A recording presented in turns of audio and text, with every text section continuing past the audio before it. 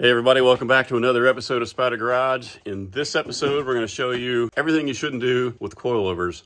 All the mistakes that we made. Some of the stuff was filmed months ago.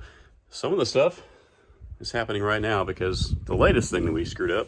All right, what you see Nathaniel doing there is taking off the left rear coilover from QA1. What we had on Miles is single adjustable. As soon as he takes it off, I'll show you what mistake we made with this and then how you can avoid doing the same thing that we did. We're just going to have to air our dirty laundry and show you what we did. But there's an exciting end to this whole thing, a plot twist at the very end of it that we'll reveal here in just a little bit. But in the meantime, here is what not to do when installing coilovers. Number one on the list, don't under-spec your spring rate.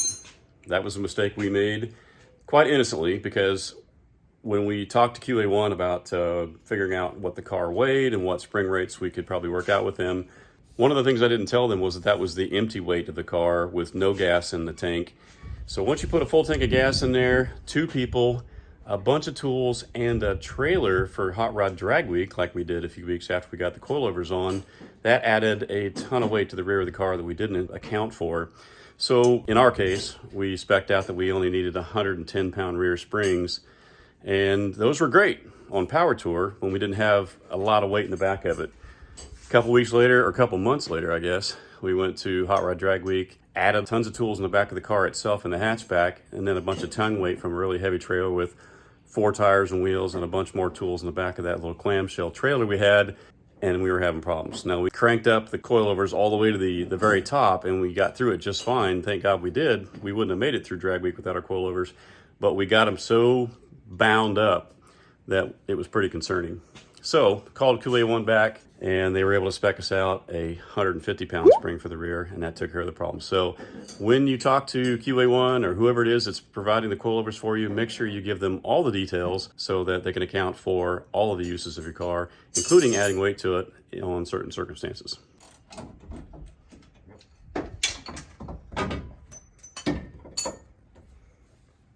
Nice.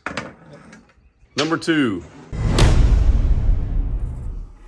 make sure on your front lower control arm, when you're using the T-bar at the very bottom of your control arm, to mount it on the top of the control arm, not on the bottom. This one's kind of admittedly embarrassing because QA1 clearly states in their instructions to mount this T-bar on the top side of the metal of the lower control arm.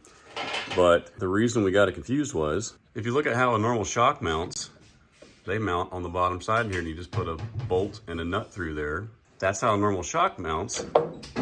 So we just mistakenly thought that that's how the coilover should mount as well. Yeah, we know, that was a dumb one. That was our bad. We didn't even read the instructions, but you never know. Somebody out there watching us may have done the same thing, so don't do what we did.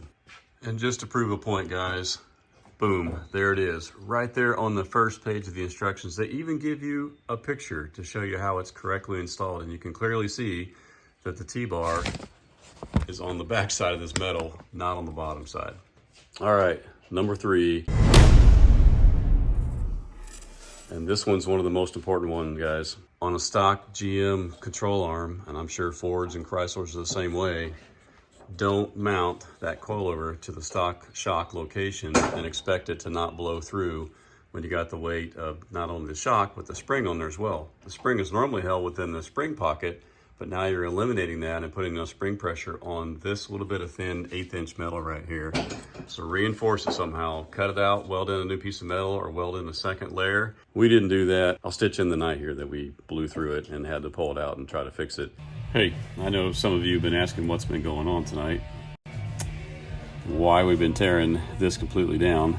If some of you remember back, way back in PRI time, we drove the car there that night and something happened to the right side where it just dropped down and was listing on the passenger side here.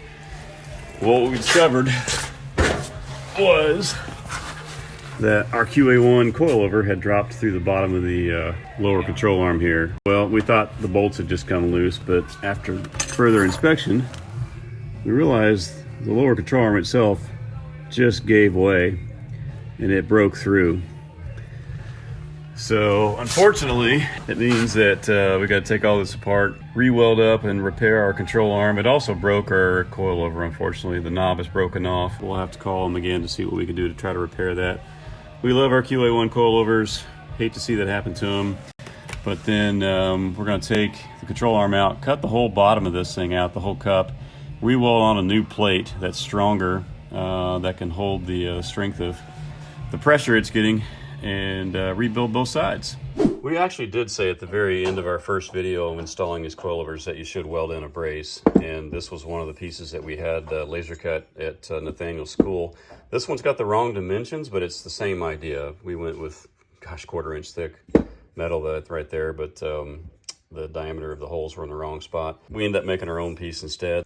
The idea behind this one is that you could cut out around this entire ring right here and just weld in a 1/4 inch thick plate and then mount it directly to that. That was one solution we were going to go with originally. Another solution was to take 1/8 inch metal and actually weld in a second layer of metal.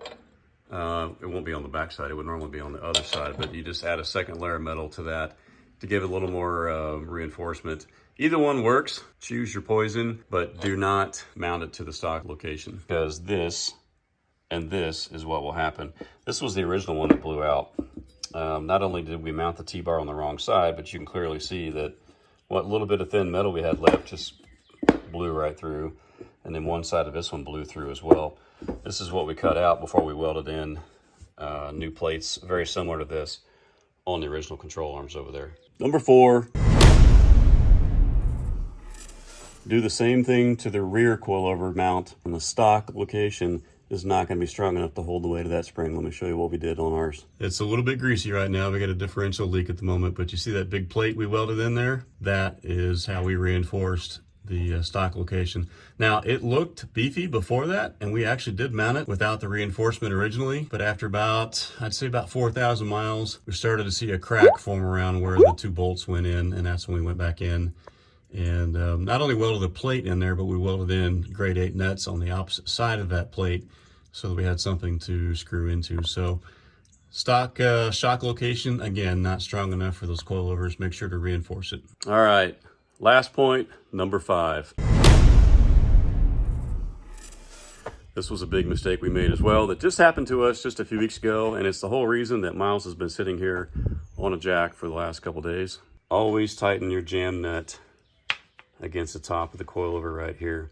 And it actually clearly states in the instructions, once again, to take a wrench here and tighten that jam nut up against the head of that coilover right there. Gosh, I don't know how many miles we put on this thing, 5,000 or 6,000, and Nathaniel was driving home from school one day. I'll stitch in what happened that day. Here's Nathaniel as he broke down on the side of the road that day, and you can clearly see that the back wheel was pretty low. So I picked him up in the trailer, brought him back to the house, unloaded the car to bring him in the garage. That sounds bad.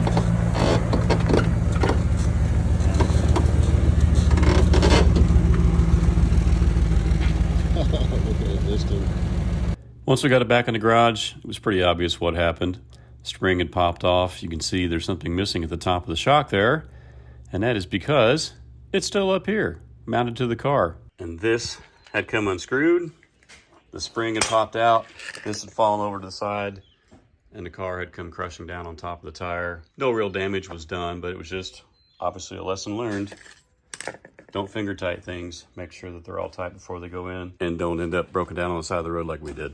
All right, so we didn't want this entire episode to be all doom and gloom and all the mistakes that we'd made. We wanted to end this on a good note, and that is, we actually love the QA1 coilover so much that we are upgrading from single adjustable with your finger to double adjustable. Yep. We absolutely love these coilovers. It really helped us quite a bit when we were drag racing and drag week the last couple of years. You got into autocross a little bit this past year as well, and we just wanted more adjustability. Yeah, you actually said, I don't know if I can, I'm kind of addicted to it, Dad. I don't know if I can go back to drag racing.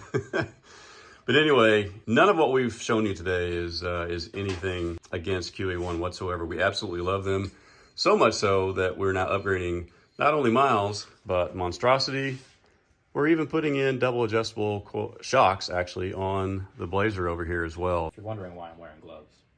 Yeah, you don't want to look like the Tin Man afterwards. Yeah. Yeah.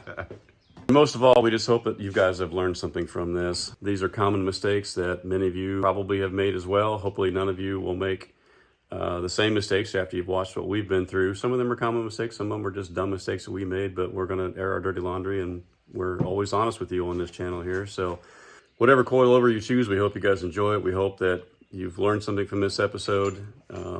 You know, it's easier to watch other people make their mistakes and learn from them, and we hope you learned something from this episode as well. Thanks for watching, guys. We sure appreciate you. We're excited about getting these new coilovers on the car, and more to come with that as we get into drag week again this year, maybe a little bit of autocross again as well, and we'll show you how these new double adjustable coilovers perform. But thanks again for watching, guys. Take care.